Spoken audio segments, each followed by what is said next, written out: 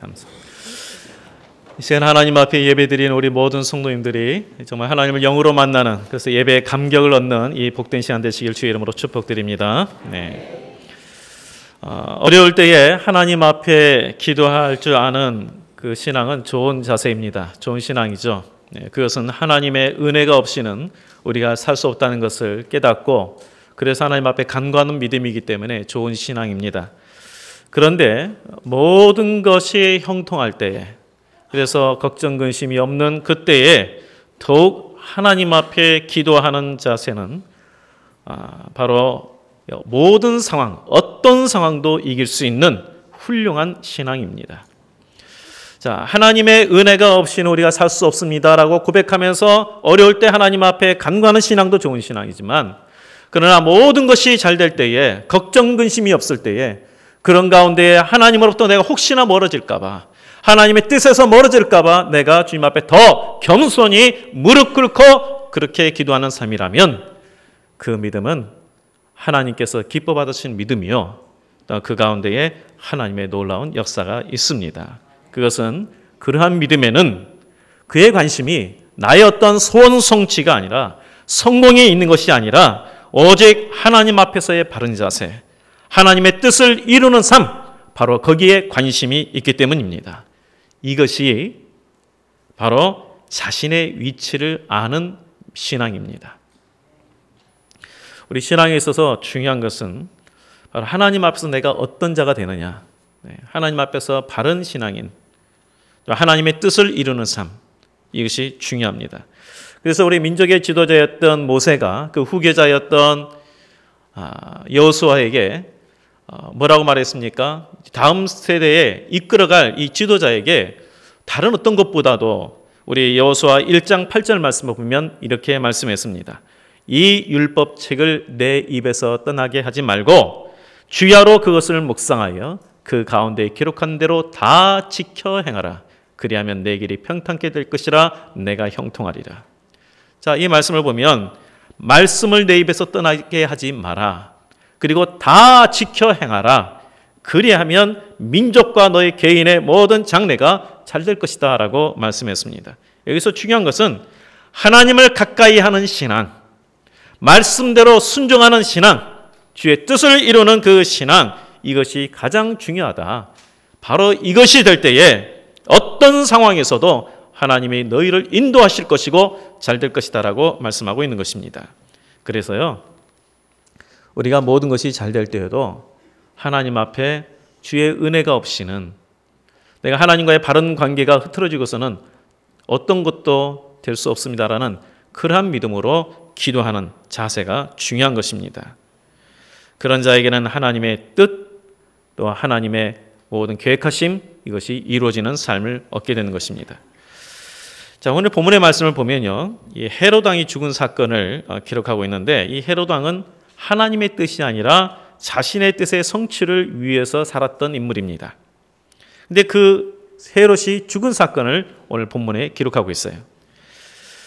근데 이 말씀에서 우리가 조금 더 신중히 봐야 될 것은요, 이 기록된 시점이 사실은 예루살렘 그 지역에 큰 기근이 왔지 않습니까? 그래서 안디옥 교회에서 바나바와 사울을 보내서 구제금을 전달한 사건이 있었는데, 사실 그 과정 가운데 있는 것처럼 되어 있지만 그것이 아니라 실제로는 최소한 2년 전 사건이에요.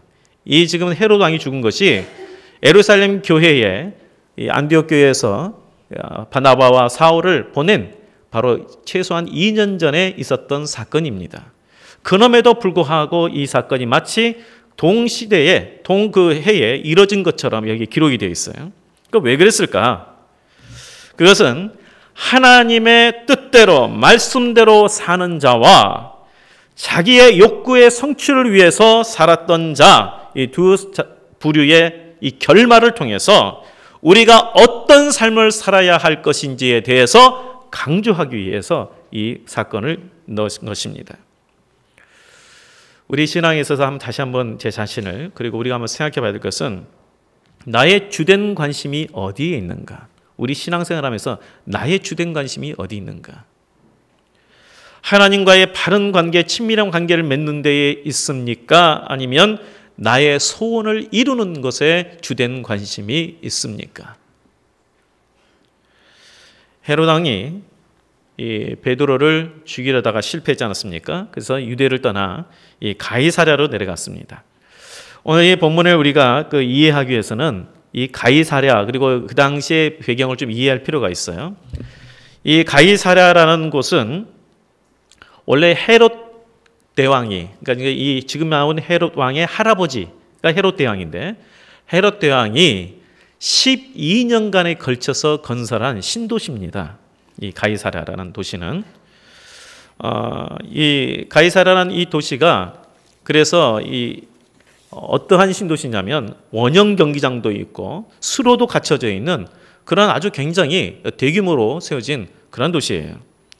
그리고 황제의 칭호를 가이사라고 해서 시저라고 그러죠. 이 가이사의 칭호를 붙여서 가이사랴라는 도시를 이름으로 명명했어요. 당시 로마 제국 안에 이 가이사의 칭호를 붙여서 세운 그러한 도시들이 있었습니다만, 여러 있었습니다만, 그렇다고 해서 아무 도시나 칭호를 주는 것은 아니고요. 그 칭호에 걸맞는 도시의 규모가 돼야 돼요. 그리고 무엇보다도 그 도시 한가운데는 바로 황제를 숭배하는 황제 신전이 있습니다. 그렇기 때문에 이 가이사랴도 로마 황제의 신전이 있는 거예요. 유대 땅이 있지만 이 가이사랴도 로마 황제의 신전이 있어요. 그 무슨 말입니까? 그 땅은 하나님의 말씀에 의해서 움직여지는 땅이 아니고 도시가 아니라 황제에 의해서 움직여지는 도시, 황제의 논리로 세상적인 가치관에 의해서 움직여지는 도시라는 거예요. 바로 그것에 헤롯 왕이 내려갔습니다. 그 내려간 이유가 뭐냐면 그 당시 황제였던 글라디우스 황제가 로마에서 영국으로 정복 전쟁을 갔다가 승리하고 돌아왔어요. 그래서 그 승리를 축하하기 위해서 전 황제의 이름을 지칭한 그런 도시에서 축제를 벌인 겁니다. 그래서 지금 헤롯 왕도 이곳에 참여한 거예요. 이런 배경이 있습니다. 이런 배경으로 가이사랴에 내려갔는데 오늘 본문에 보니까 두로와 시돈 사람들이 헤롯 왕에게 화친을 청했다라고 했습니다.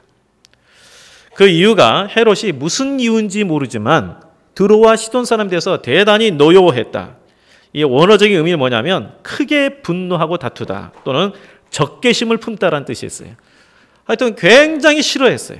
그래가지고는 이 도시가 두로와 시돈이라는 도시는 항구 도시인데 식량을 바로 이 이스라엘에서 수입을 하다 보니까 식량을 금수 조치를 한 거예요. 그래가지고는 식량이 없으니까 어떻게 되냐? 관계를 개선해야겠다. 그래서 오늘 20절 말씀에 그래서 사람들이 이 신하 블라스도를 설득하며 화목하기를 청한지라. 바로 여기까지가 이 말씀의 배경이에요.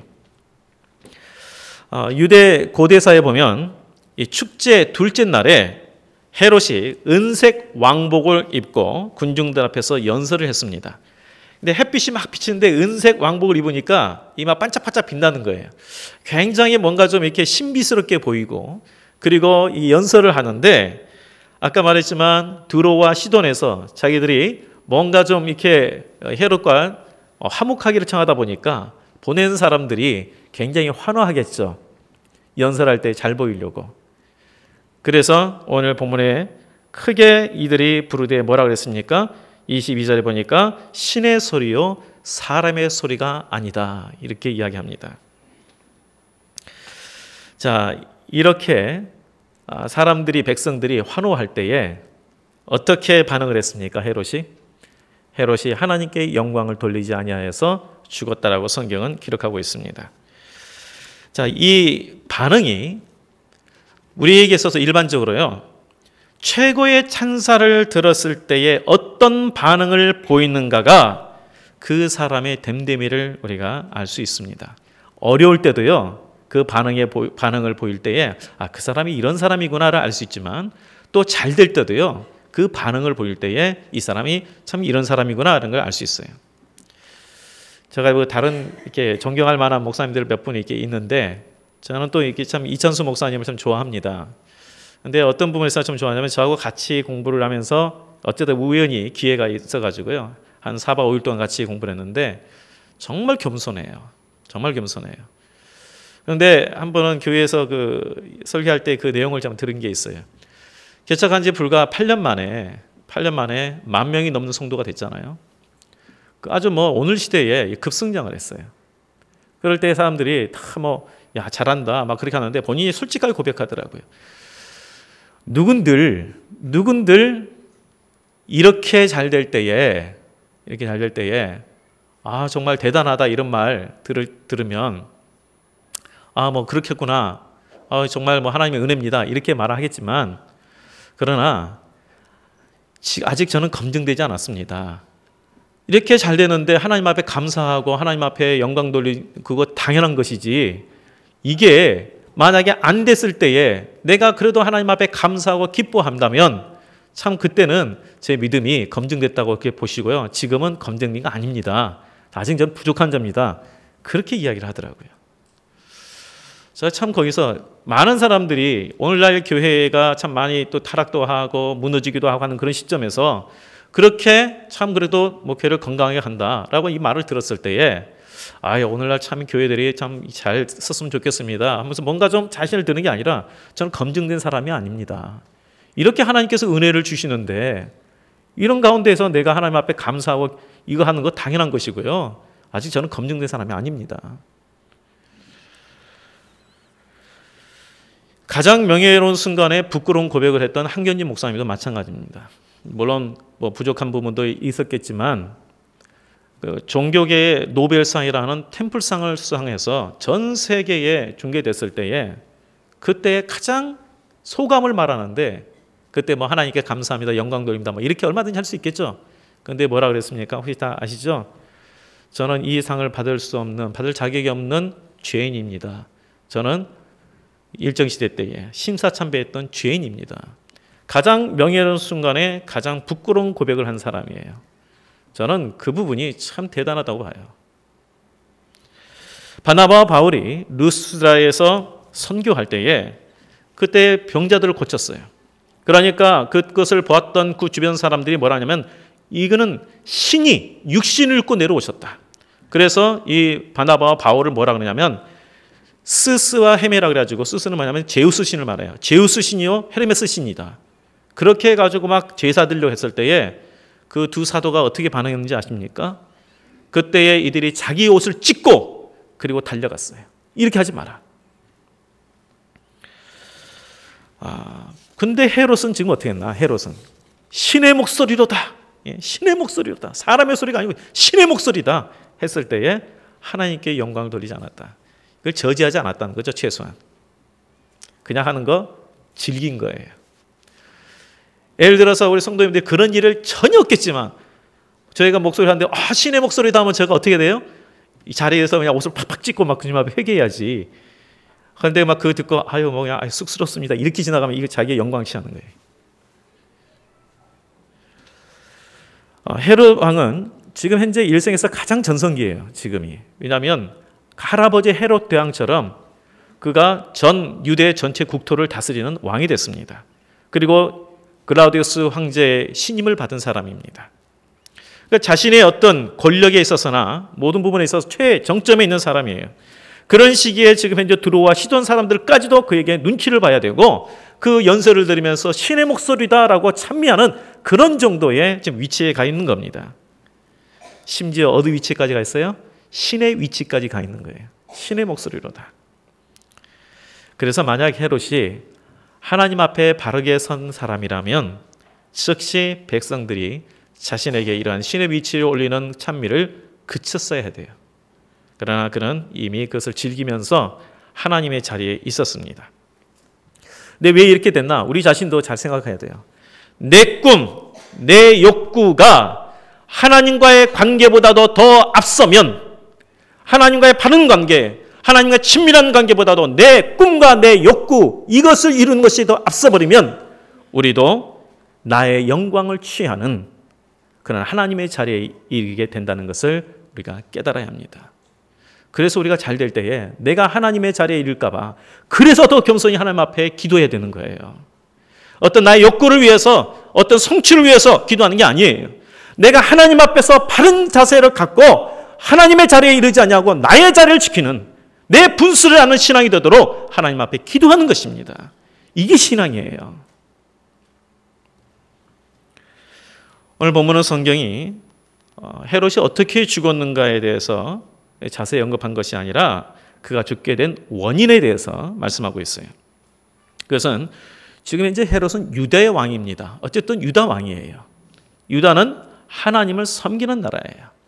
그렇다면 하나님을 섬기는 그러한 유다의 왕이 됐으면 하나님의 뜻을 높이고 어쨌든 하나님 뜻 가운데에 그가 살아야 되는데 자기의 위치를 망각했어요. 스스로 하나님의 자리에 앉으려고 했기 때문에 죽임을 당했다라고 본문은 말씀하고 있습니다. 헤롯이 평소에 어떤 사람입니까? 오늘 그 말씀을 통해서 봐도 굉장히 권력지향적인 사람.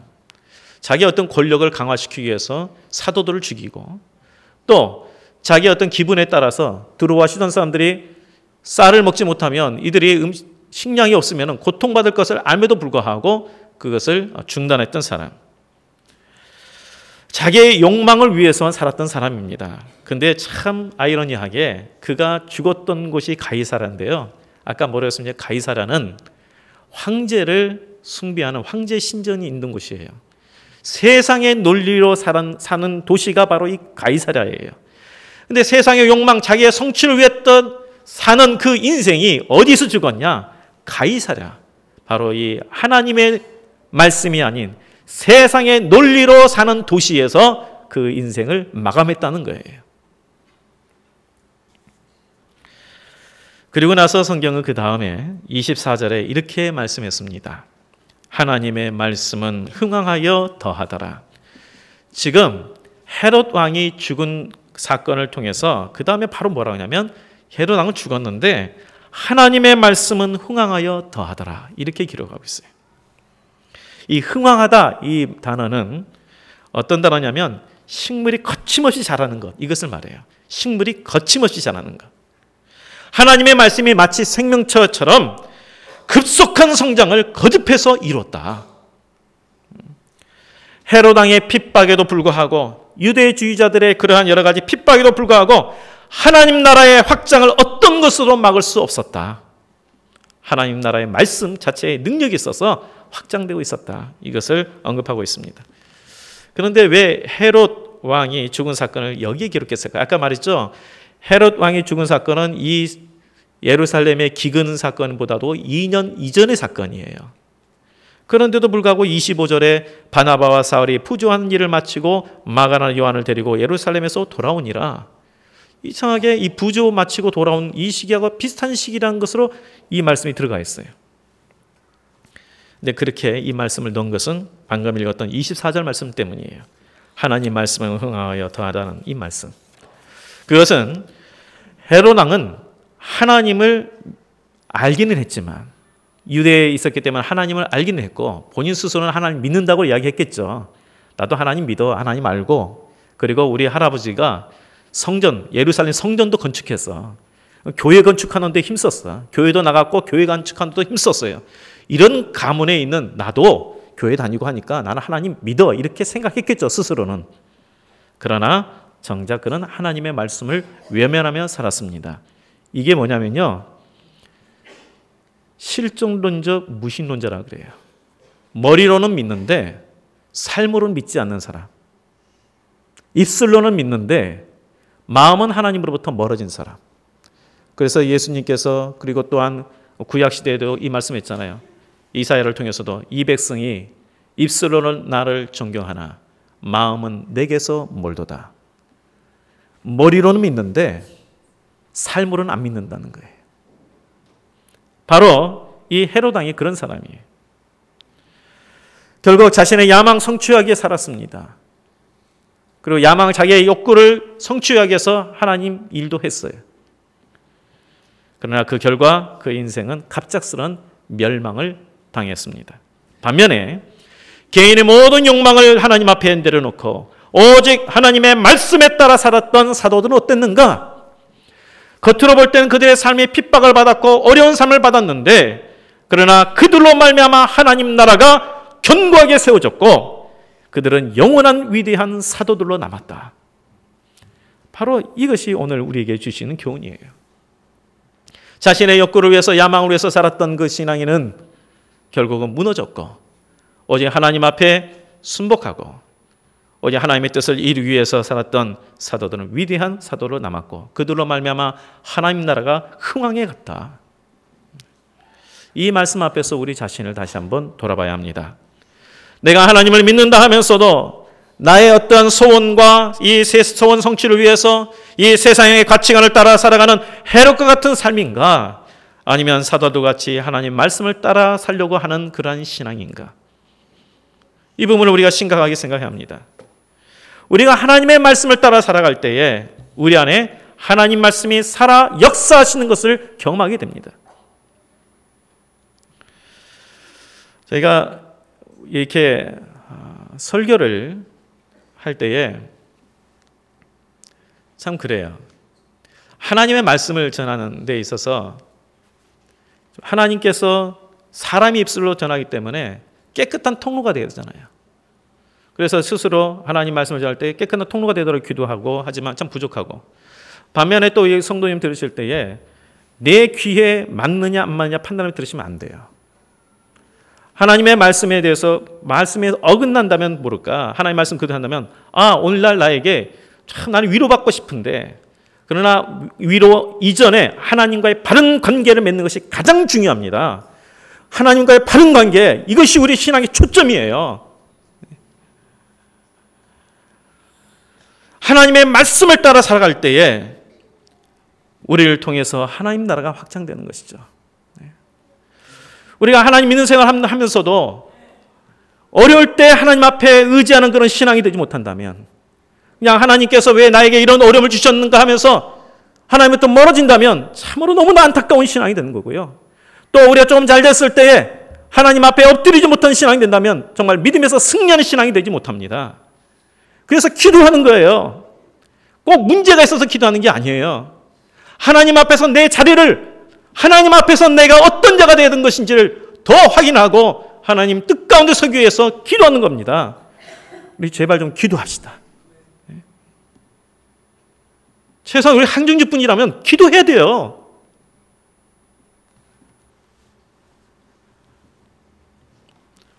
우리 신앙생활 하는데 기도 없이 어떻게 신앙생활 합니까? 기도 없이 어떻게 하나님 일을 할 수 있습니까? 우리는 하나님의 부름을 받은 성도여 하나님의 자녀들입니다. 우리가 어떤 신앙이 되겠습니까? 우리 사업에 어려울 때에, 질병이 걸렸을 때에, 물질적 어려움이 있을 때에, 가정에 여러 문제 있을 때에 불평과 원망보다는 넘어지는 삶이 아니라 하나님을 의지하고 하나님의 은혜가 필요합니다. 간절히 주 앞에 기도하는 신앙이 되어야 되고, 형통할 때는 내 위치를 잊지 않도록 내 주신 사명 잊지 않기 위해서 더욱 하나님 앞에 기도하는 신앙이 되어야 하는 것입니다. 바로 하나님을 가까이 하는 신앙, 순종하는 신앙, 기도하는 신앙이 되어야 된다는 것을 오늘 이 말씀은 우리에게 강조해 주고 있는 거예요. 그럴 때 나의 삶에서 하나님의 말씀이 흥왕해지는 거예요. 하나님의 말씀이 역사가 일어나는 거예요. 우리의 주된 관심을 어디에 둬야겠습니까? 우리가 지금 신앙생활하고 있습니다. 우리는 주님 앞에 나와 예배를 드리고 있습니다. 그렇다면 나의 주된 신앙의 관심이 어디에 있어야겠습니까? 그것을 우리 예수님께서 말씀해 주셨습니다.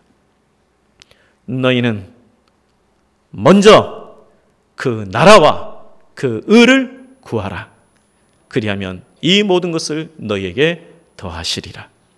우리가 염려하는 것들이 있습니다. 걱정할 만한 것들이 많이 있는데 예수님께서 그걸 다 아시면서도 하신 말씀이 뭐냐면, 너희는 너의 주된 관심을 어디에 두느냐?